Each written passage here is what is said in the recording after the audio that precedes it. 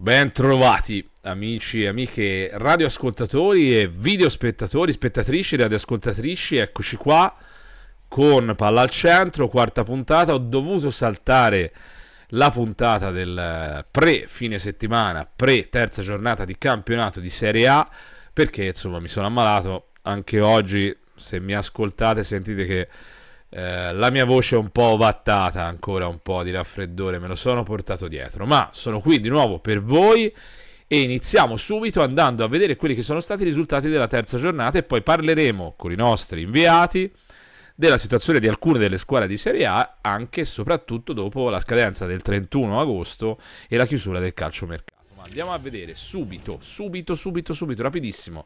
Terza giornata di Serie A, Venezia-Torino 0-1, continua la squadra di Vanoli ad andare alla grandissima, poi l'Inter ha letteralmente travolto l'Atalanta 4-0, 2-0 dopo 15 minuti, insomma un'Atalanta che in effetti esce un po' malconcia dal mercato, questa va detta la verità. Non è questa naturalmente la squadra di Gasperini, i nuovi arrivati devono ancora integrarsi e ci sarà da recuperare soprattutto Lookman, quello sarà il grande punto interrogativo. Bologna-Empoli 1-1, Lecce-Cagliari 1-0, Lazio-Milan 2-2, qui c'è stata la grandissima polemica Leao e Teo Hernandez che durante il cooling break del secondo tempo, perché non sono partiti dall'inizio, sono entrati soltanto a partita in corso, vanno proprio da tutta un'altra parte, l'avrete sicuramente visto, insomma ci sono stati milioni di immagini di quello che è successo, non hanno partecipato con il resto della squadra al cooling break. Bene, ma non benissimo. Napoli-Parma 2-1, una vittoria rocambolesca per il Napoli, assolutamente rocambolesca. Insomma, è successo di tutto, è entrato in porta Del Prato dopo l'espulsione di Suzuki, Del Prato è un difensore e il Napoli ha fatto gol soltanto nei minuti di recupero. È andata un po' così, a volte ci vuole anche un po' di fortuna o sfortuna, se la vediamo dal punto di vista del Parma. Genoa-Verona 0-2, grande Verona che continua ad andare bene, comunque un po' alti e bassi, ma insomma magari riuscirà ad avere una velocità di crociera più o meno costante. Fiorentina-Monza 2-2, invece la Fiorentina non riesce a uscire dalla pareggite e insomma il tempo passa, inesorabile, però anche in questo caso insomma a Palladino bisogna dare qualche giustificazione, perché anche per quanto riguarda la rosa della Fiorentina, come dicevo dell'Atalanta, insomma c'è da un attimo da sospendere i giudizi, perché c'è da capire nuovi ingressi, che cosa succederà, che cosa non succederà, soprattutto quando sarà a disposizione finalmente il Goodmanson. Vediamo poi Udinese Como, del veramente nuovo arrivo Lujanicic, che devo dire l'allenatore tedesco di origini croate che è arrivato quest'anno, tra l'altro lui si definisce jugoslavo, veramente un uomo, deve essere un uomo straordinario. Batte 1-0 il Como e quindi si mantiene veramente in grande linea di, come dire, di attraversamento veloce. E poi una delle partite più brutte della giornata è di questa, anche di queste prime tre giornate di Serie A, Juventus-Roma, veramente molto noiosa. Qui non è nemmeno la questione, no, che spesso si sente fra giochisti, risultatisti, di cui ho sempre affermato non mi interessa assolutamente niente. Qui la questione è che proprio è stata una partita molto, veramente poco interessante. Le squadre non erano compatte, erano un po' sfilacciate. Vabbè, si rifaranno. Dobbiamo vedere a questo punto la classifica. La classifica vede Inter, Juventus, Torino e Udinese a 7 punti, Verona a 6 col Napoli, Empoli a 5 da solo, mentre a 4 punti ci sono Lazio, Parma e Genoa, a 3 Fiorentina, Atalanta e Lecce, a 2 Milan, Monza, Cagliari, Roma e Bologna, a 1 onestamente chiudono la classifica il Venezia e lo stesso Como. Non so che dire in realtà di queste due squadre, secondo me la situazione è decisamente diversa, perché il Como ha comunque le possibilità di risollevarsi, visto anche la campagna acquisti che ha fatto, a parte alcune bischerate come aver sottoscritto un contratto con Varane e può essersene liberati, però insomma ci sono una serie di giocatori molto interessanti, mentre il Venezia onestamente non vedo come possa salvarsi, questo lo dico con grande tranquillità, insomma, ma sentiremo anche l'esperto nostro. La partita della prossima giornata, che si ricordo inizia il 14, c'è la pausa, ci sono due partite della nazionale italiana. Como Bologna sabato 14 alle 15, poi Empoli Juventus alle 18, Milan-Venezia alle 20:45. Poi si va la domenica alle 12:30 con Genoa-Roma, poi si gioca alle 15 Atalanta-Fiorentina, Torino-Lecce, per poi andare alle 18 con Cagliari-Napoli e alle 20:45 Monza-Inter. E poi purtroppo, come sappiamo, bisogna giocare anche il lunedì.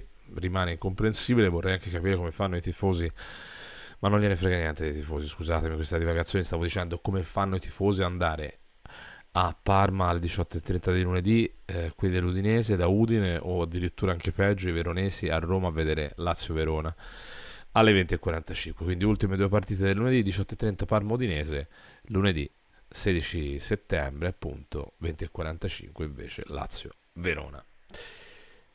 Ma bando alle ciance, ciancio alle bande. Do la parola ai miei esperti che sono nell'ordine: Federico Castiglioni per la Fiorentina, Andrea Mureddu per il Genoa, poi abbiamo Giuseppe Allegrini per l'Inter, la new entry, sono molto contento, Virginia Asia Bacci per la Juventus, il nostro Villa Cerenza per il Milan, Luca Sisto per il Napoli, Lorenzo Latini per la Roma, Manuel Listuzzi per il Venezia, Francesco Andreose per il Verona e Andrea Rurali per il Monza. Ci vediamo con me soltanto alla fine del giro di interventi da parte di tutti i nostri inviati. A dopo.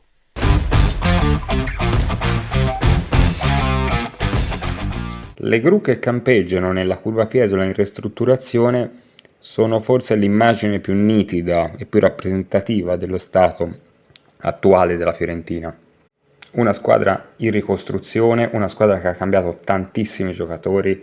Solo nell'ultimo giorno di mercato ne sono arrivati ben 4, di cui 3 nello stesso reparto, la zona centrale di centrocampo. E la quadra a livello tattico e a livello organizzativo è ben lontana dall'essere trovata. L'aspetto più positivo del pareggio contro il Monza, il quinto pareggio in 5 partite per i viola, è stata la capacità di riacciuffare la partita praticamente allo scadere dopo essere andati sotto di 2 gol e aver quindi mostrato quantomeno a livello emotivo le giuste propensioni per andare a riprendere una partita che sembrava compromessa.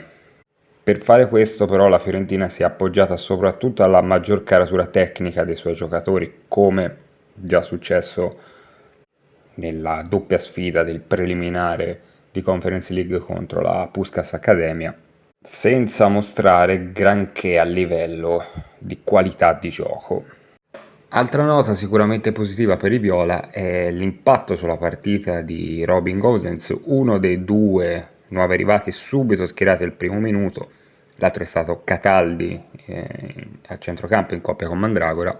Gosens che ha regalato il gol del pareggio al 96esimo sugli sviluppi di un calcio d'angolo e che comunque ha mostrato da subito una buona condizione atletica, non era scontato, e soprattutto un peso diverso nello sviluppo della manovra viola in zona offensiva rispetto a quanto fatto vedere nelle prime uscite da Parisi e da Biraghi sulla catena di sinistra.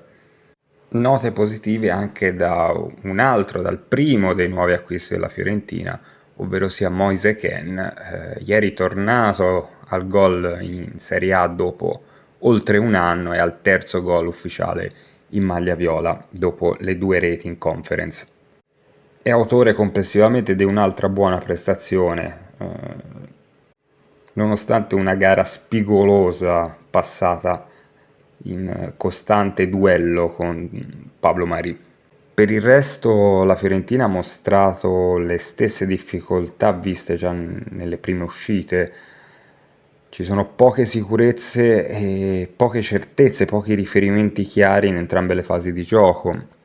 Se è vero che oltre a Gosens anche l'impatto di Cataldi, soprattutto dal punto di vista della velocità, della fluidità di palleggio rispetto ad Amrabat ormai ceduto al Fenerbahce, ha aiutato la manovra gigliata. Mancano ancora tante sicurezze, soprattutto in fase arretrata.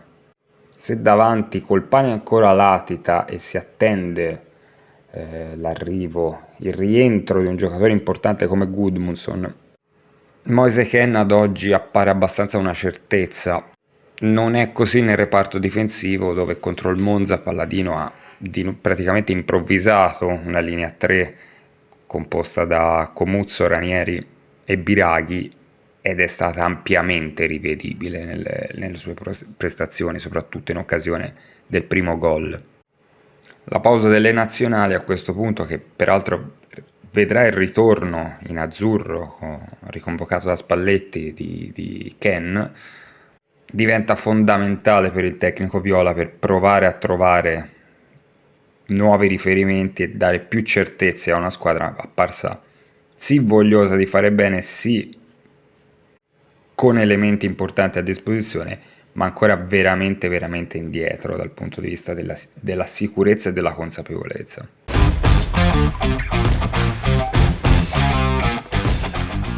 Un saluto a Dario e agli amici di Palla al Centro.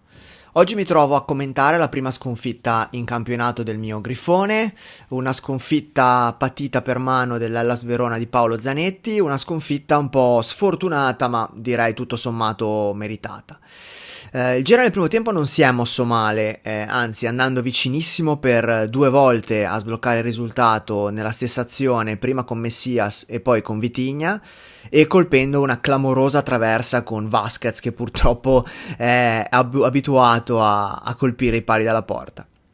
Nel secondo tempo l'inerzia della partita è cambiata nel giro di 10 minuti, con l'Hellas bravo e fortunato ad approfittare del doppio clamoroso errore della coppia Gollini-Martin, che ha consentito a Chua Chua di segnare la sua prima rete in Serie A. Pareva brutto non prendere il primo gol in Serie A di Chua Chua.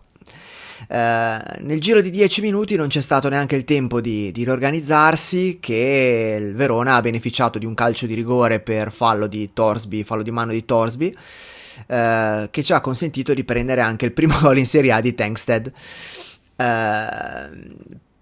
Poi la partita sostanzialmente è finita qui. Gilardino si è girato verso la panchina, ha inserito i giovani Ekator e Accornero, ha sicuramente provato ad alzare il baricentro della squadra, esponendo però il Genoa a dei contropiedi che hanno rischiato di far subire anche il terzo gol. Tutto sommato un buonissimo Verona, ben messo in campo, non ha rischiato il minimo, ha saputo aspettare il momento giusto per colpire e al momento giusto ha colpito. Genoa sicuramente sprecone, perché subito a inizio secondo tempo Messias si è creato da solo con un cost to cost incredibile l'occasione per poterla sbloccare, ma il suo pallonetto è uscito di poco, a monti po' battuto. E poi lo stesso Messias, sicuramente il più creativo del Genoa, ha avuto la possibilità di riaprire la partita subito dopo il rigore di Tankstead. Voglio considerarlo un incidente di percorso. Sicuramente Gilardino poi nel post partita ha usato parole anche un po' dure, si aspettava un altro tipo di mercato da parte della società, finalmente il mercato però è finito. E quindi ora il mister Di Biella è chiamato a far rendere al massimo i giocatori che ha a disposizione, sperando di recuperare presto tutti gli infortunati e gli acciaccati.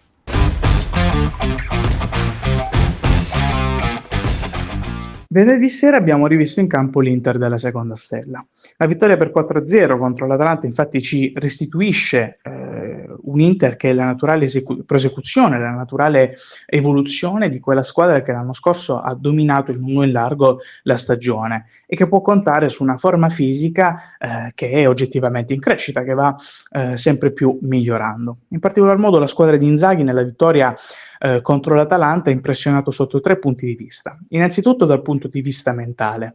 Non era facile preparare una partita contro un avversario oggettivamente tosto, oggettivamente molto forte, con l'aggressività, con la voglia, con l'intensità che l'Inter ha sfoderato fin dai primissimi minuti e soprattutto all'inizio del secondo tempo, quando la partita doveva essere chiusa, e dopo una seconda metà del primo tempo in cui l'Atalanta aveva comunque impensierito più di una volta la porta difesa da Sommer. Ha impressionato per la qualità nella gestione del pallone, che è stata fondamentale per superare la prima linea del pressing dell'Atalanta e per aprire delle vere e proprie praterie in cui le progressioni di Thuram e di Barella sono state decisive, e terzo per la qualità, la capacità di occupare gli spazi, di gestire le rotazioni, di partecipare, di permettere la partecipazione di tutti i giocatori in modo organico sia alla fase difensiva alla fase offensiva. In questo senso la capacità dell'Inter di attaccare con i difensori, in particolar modo ad esempio abbiamo tutte le immagini in testa di Acerbi che va addirittura a pressare Carnesecchi, senza però perdere equilibrio, senza perdere copertura, grazie al lavoro dei centrocampisti, è l'immagine forse più bella, più importante per i tifosi dell'Inter, che appunto arriva dopo la vittoria contro l'Atalanta. Una vittoria che conferma come il mercato dell'Inter sia stato improntato più che allo stravolgimento della rosa campioni d'Italia, al continuo perfezionamento. È stato un mercato positivo al netto di alcuni importanti limiti, di alcuni importanti problemi, come ad esempio prima di tutto la mancanza di una quarta punta credibile, che però comunque dimostra come la società e lo staff tecnico credano in questo gruppo, in questa rosa di giocatori, e che la strada non sia tanto quella di agire sul mercato, anche in ragione dei limiti economici, quanto insistere sull'evoluzione, il continuo miglioramento dei principi tattici di gioco.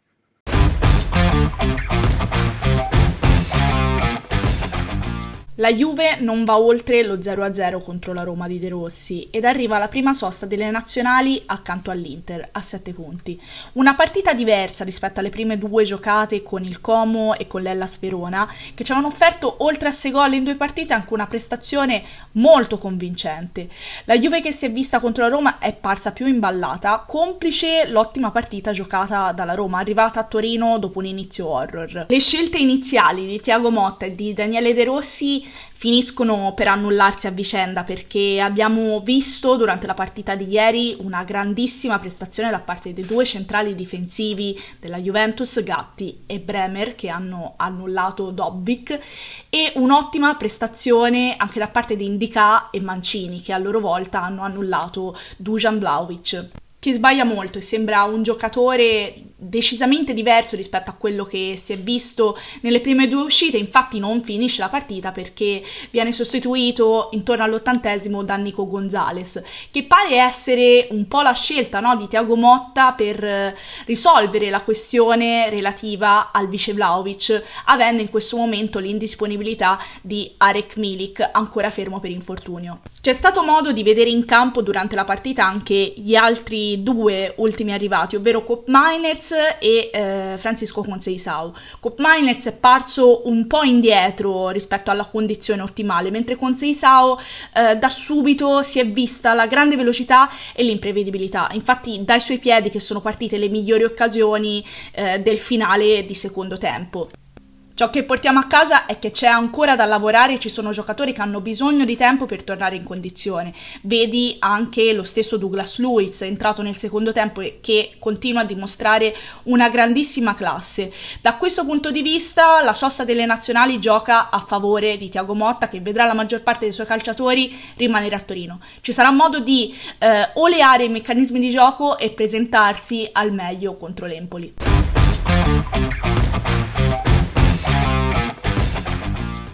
Lazio-Milan, terza puntata di questa nuova Serie A. Si aspettavano 3 punti e soprattutto nuove certezze. Sono arrivati 1 punto, ma soprattutto una valanga di ulteriori dubbi. Eppure il Milan era partito bene. 1-0 nel primo tempo, partita controllata, grazie al gol del solito monumentale Pavlovic. Salvo poi però sciogliersi come neve al sole nella ripresa, subendo passivamente il terribile 1-2 della Lazio. Ecco, mi soffermerei proprio su questo. Il dato difensivo è preoccupante. Il Milan ha incassato 6 gol in 3 partite ed è attualmente, in compagnia di altre compagini, chiaramente meno accreditate, la peggior difesa della Serie A. Una difesa che viene costantemente infilata sempre puntualmente nello stesso modo. È inutile girarci intorno, è sempre lo stesso film. Pressing approssimativo e disorganizzato, uomini che perdono le marcature e avversari che si lanciano nelle autostrade che trovano a destra per poi entrare tranquillamente in area di rigore. Il resto è un gioco da ragazzi, rifinitura laterale e rivali che sbucano dal lato opposto ed entrano letteralmente in porta col pallone, senza alcun tipo di opposizione. Impossibile alla luce di tutto ciò non nutrire, non sollevare dubbi sulla sostenibilità del 4-2-3-1 di Fonseca, in cui per attitudine gli esterni alti non ripiegano praticamente mai e i mediani spesso e volentieri non fiutano il pericolo e mancano di assorbire gli inserimenti degli avversari. Non finisce qui, non finiscono qui le note negative, perché se a tutto ciò aggiungiamo anche l'ammutinamento in mondovisione dei due top player del Milan, Teo Hernandez e Leao, evidentemente rancorosi per non essere stati inseriti in campo dal primo minuto, ecco che ci sono tutti gli ingredienti per un inizio di stagione a dir poco orrorifico della squadra di Fonseca.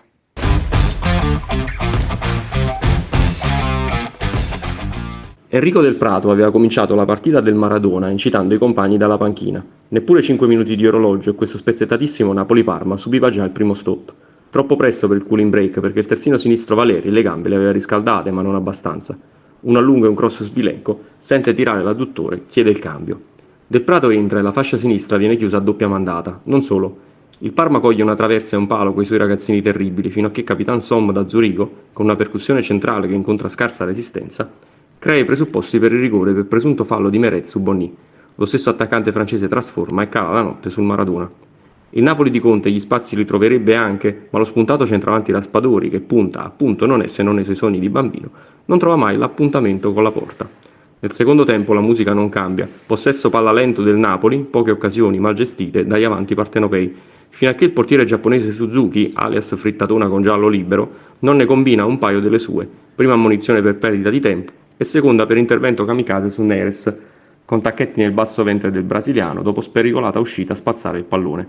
In porta, 15 minuti più recupero Monster, ci va proprio il nostro Enrico Del Prato, indossando la maglia del secondo portiere Cicisola, che in quel momento avrebbe tanto voluto stravolgere le già bonarie regole del calcio attuale, inserendo un sesto cambio. Poco prima, infatti, Pecchia aveva esaurito gli slot.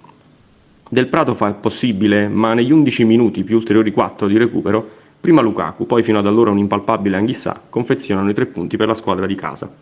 L'ingresso di Lukaku e Neres è risultato decisivo quanto le cappellate di Suzuki. C'è da domandarsi come sarebbe finita la serata napoletana con parità numerica o quantomeno un portiere professionista fra i pali. Del Prato aveva anche realizzato un paio di uscite coraggiose, ma si è dovuto arrendere ad una bomba di Lukaku all'esordio da centroboa, perché centravanti è un termine ancora lontano dalla formula del belga, e ad un'incornata di Anghissà su intelligente cross di Neres. A proposito di centravanti, dove eravamo rimasti? Ah sì, Osimhen è ancora qui, ma non c'è. 2 degli artefici dello scudetto, Osi e Mario Rui, ancora libro paga, ma fuori lista. Pesano a bilancio per circa 2,8 milioni lordi al mese. E mentre Conte si lamenta senza sosta in conferenza stampa del mercato che dura fino oltre l'inizio del campionato, imputando alla grana Osimhen di non aver potuto completare la rosa, ma ringraziando la società per la coerenza, nessuno gli chiede che fine abbia fatto Foloruncio, ex nazionale azzurro, ovviamente non richiamato da Spalletti. Lui si reintegrato, ma neppure meritevole di una panchina, nonostante il Napoli non avesse nessun centrocampista disponibile a far rifiatare Lobotka e Anghissà. Caso ha voluto che proprio il camerunense, peggiore in campo nel primo tempo in cui Bernabé e Som gli passeggiavano accanto indisturbati, abbia deciso la contesa. 8 minuti oltre il 90°, un leone diesel che adesso dovrà preoccuparsi di mantenere il posto con gli scozzesi alle calcagna. Grazie a Lukaku, McTominay, Gilmour e Neres sarà un Napoli nuovo, quello che Conte abbraccerà dopo la sosta. Per completarlo ed eliminare i rami secchi, però, serviranno almeno altre 2 sessioni di mercato.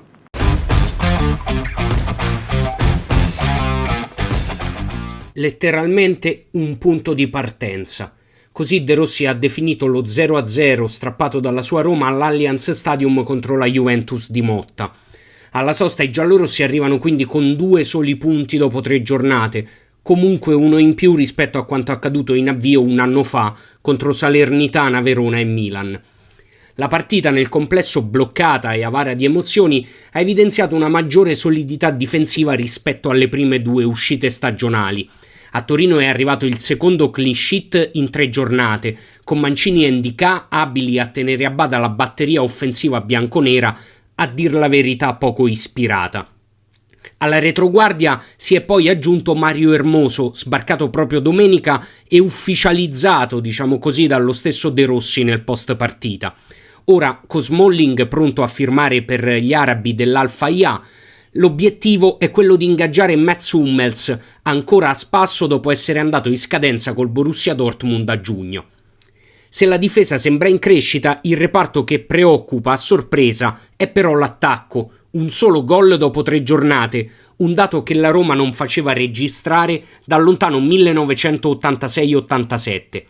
Dovbyk ancora sembra un corpo estraneo, Sule non incide e Dybala, non al top della condizione, è partito dalla panchina, ma quando è entrato non è riuscito a lasciare il segno. Il problema è proprio quello della costruzione offensiva, farraginosa e spesso prevedibile. A De Rossi il compito di lavorarci durante questa sosta, che sembra benedetta nonostante svuoterà Trigoria. A proposito di nazionali, risponderà alla chiamata dell'Under 21 azzurra Niccolò Pisilli, schierato titolare a sorpresa a Torino e autore di una buona prova. Il centrocampista classe 2004 ha fatto accomodare in panchina Paredes, uno dei fedelissimi di De Rossi.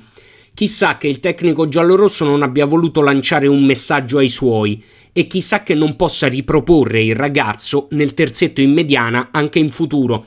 Del resto, DDR l'ha detto più volte, gioca solo chi dà il massimo in allenamento.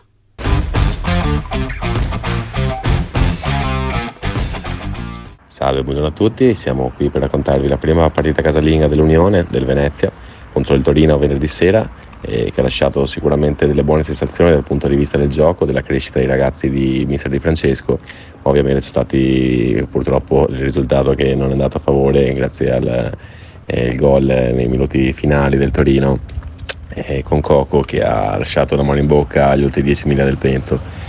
Sicuramente per quello che abbiamo visto in campo rispetto alle prime 2 partite esterne contro Lazio e Fiorentina, la squadra è sicuramente apparsa in crescita dal punto di vista sia del gioco che dell'ordine che della concentrazione difensiva, e l'introduzione in campo di Nicolussi Caviglia in mezzo al gioco ha sicuramente reso la manovra arancione-verde più positiva, più ampia, con un ventaglio di occasioni davanti che nelle prime 2 partite non avevamo visto. Siamo stati sfortunati, abbiamo perso una partita per un errore difensivo, una disattenzione che ovviamente a questi livelli non si può permettere, ma di fronte c'era un Torino che aveva fatto benissimo a San Siro col Milan e poi battuto l'Atalanta, per cui bisogna anche prendere i lati positivi di una gara che è solamente la terza del campionato e vede un Venezia che è apparso comunque in crescita.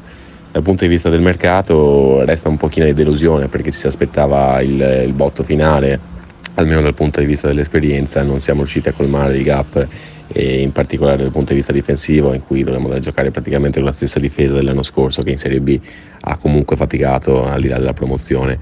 Si spera nel colpo Kier dello svincolato che possa regalare un po' di esperienza alla retroguardia, e se così non fosse il mercato, come detto, un pochino ci si aspettava di più.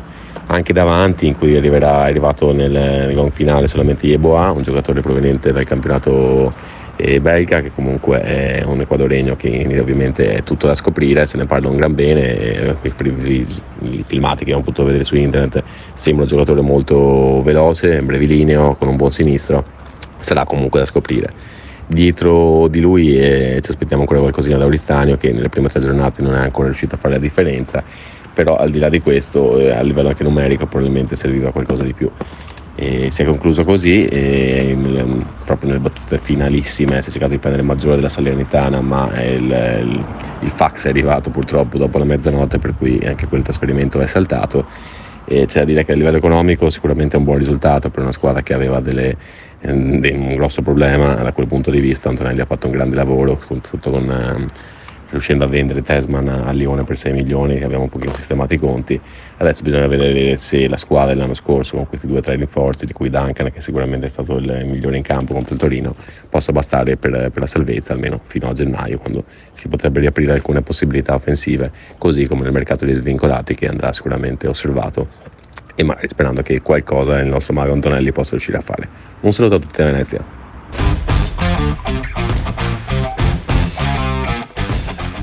Se un mese fa qualcuno avesse detto che il Verona sarebbe stato al quinto posto con 6 punti in 3 partite, sarebbe stato preso per pazzo. Eppure oggi l'Hellas è lì con le migliori della categoria.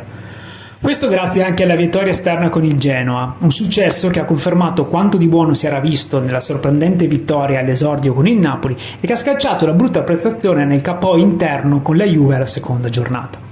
A Genova i ragazzi di Zanetti hanno fornito una prova di maturità, dimostrandosi capaci di soffrire il rossoblu senza mai capitolare, per poi pungere in maniera chirurgica mostrando un cinismo che da queste parti è merce rara. A Marassi si è vista una partita simile a quella che si era vista con il Napoli. Nel primo tempo il Verona ha subito il Genoa rischiando di andare sotto quando prima della mezz'ora Vasquez tutto solo ha colpito la traversa.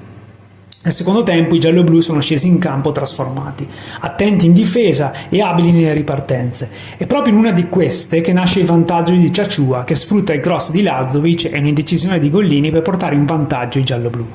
Da lì il Verona tiene bene il ritorno del Genoa, che non riesce mai a rendersi pericoloso come era stato nel primo tempo, e anzi i veronesi trovano il secondo gol grazie a un rigore di Tengsted fischiato dall'arbitro in seguito a un ingenuo fallo di mano di Thursby.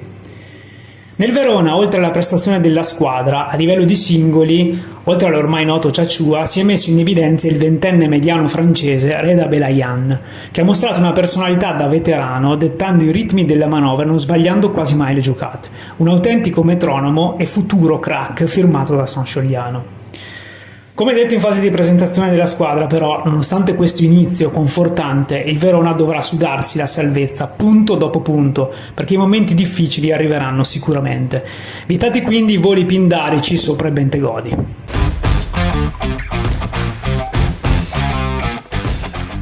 Primo miniciclo di gare a precedere la sosta per gli impegni delle nazionali, primi bilanci in casa Monza.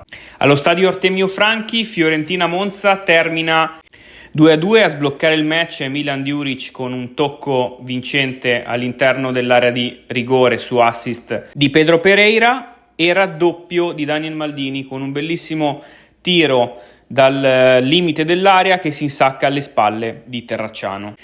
Una gara serrata che passa, tanto per sconfinare in ambito cinematografico, attraverso un sibillino slide indoors con quel palo di Daniel Maldini che poteva mandare i brianzoli sullo 0-3, invece tiene a galla i viola consegnando a Ken qualche istante dopo il pallone dell'1-2.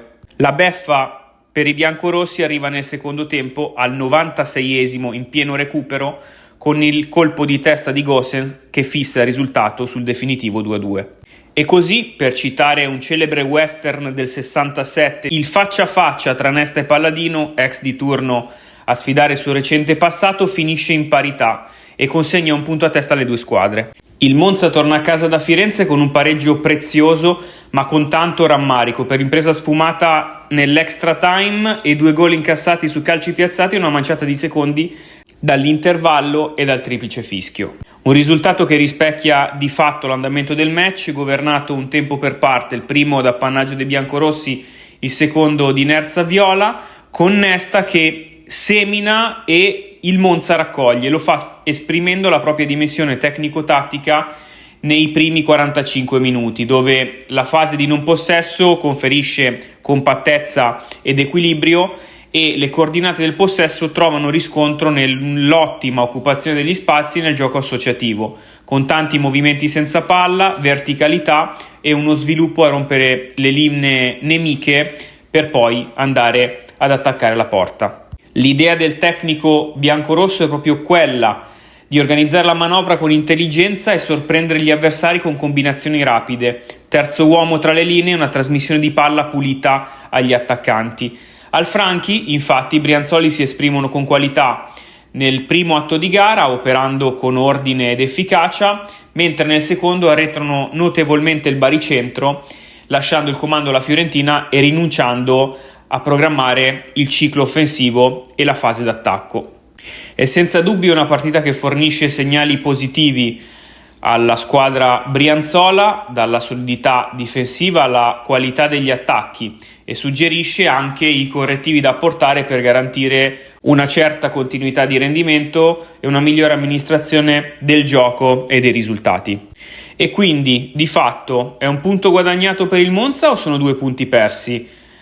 Diciamo sia l'uno che l'altro, non per Alessandro Nesta, che nel post partita rimprovera se stesso per le chance sprecate e il mancato successo, a testimonianza di quanto la sua voglia di vincere sia fondamentale per restituire alla squadra una mentalità ambiziosa. Mentalità che dovrà crescere di pari passo con la condizione e gli automatismi, il coraggio, la gestione della gara, l'atteggiamento e la tenuta collettiva, secondando quelle che sono le istanze dell'allenatore e mantenendo più a lungo la sfera per manipolare le 2 fasi, perché lo stesso profeta del gol Johan Cruyff diceva che senza possesso palla non si vince.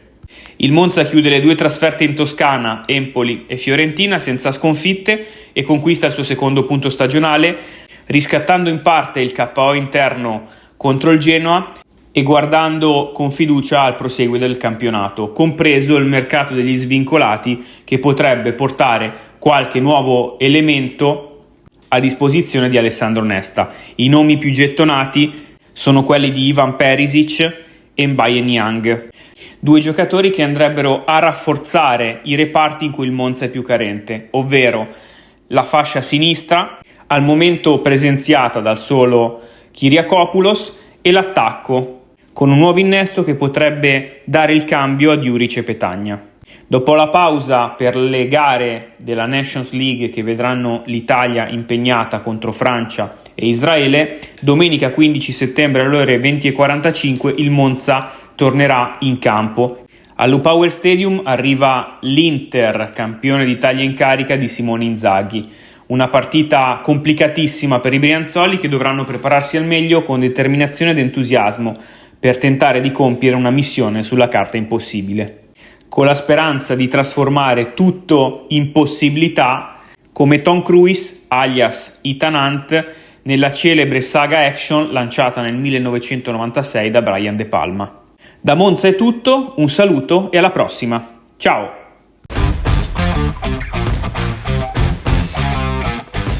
Bel giro di commenti, non c'è che dire, ringrazio tutti i miei esperti ovviamente, perché senza di loro questo format non si potrebbe fare. Voi invece, ascoltatori e ascoltatrici, video visionari e video visionarie, siete sintonizzati o sul canale YouTube o sul canale Spotify del Darione, che sono io, e state ascoltando il 4º episodio di Palla al Centro, questo podcast in cui sostanzialmente parlo di Serie A e poi faccio anche, come dire, degli interventi anche su altri campionati in puntate speciali. A proposito di questo, nel fine settimana, prima del fine settimana, state pronti perché ci sarà una speciale sulla Saudi Pro League, un campionato di cui tanti parlano ma di cui pochi conoscono realmente come funzionano le cose, spesso ne parlano proprio a sproposito, insomma, ma noi cerchiamo sempre di, come dire, riportare l'attenzione al fatto che comunque un calcio che rotola, un pallone che rotola, lo fa a qualsiasi latitudine nello stesso modo, non è che cambia velocità, e quindi è importante e interessante in questa fase in cui veramente in cui il mondo è multipolare, in cui si riesce a parlare, non multipolare, in cui finalmente, diciamo, si allargano gli orizzonti anche fuori dal vecchio continente, cioè dobbiamo farlo, io vi invito a farlo, a non rimanere eurocentrici, ma a guardarsi anche intorno, anche nel mondo del calcio. È vero, i campionati che ci sono intorno probabilmente, anzi quasi sicuramente, non sono dello stesso livello tecnico e tattico dei big campionati europei, ma insomma io ho sempre pensato e continuo a farlo, ho sempre pensato che sia importante non fermarsi alla porta di casa, ma guardare che cosa c'è fuori. Detto questo, io vi ringrazio per aver ascoltato o guardato questa 4ª puntata di Palla al Centro. Vi ricordo di lasciare un follow se siete su YouTube, cliccare sulla campanella così da rimanere aggiornati quando usciranno le prossime puntate, o altrimenti se siete su Spotify mettete questo podcast tra i vostri preferiti. Ciao, a presto.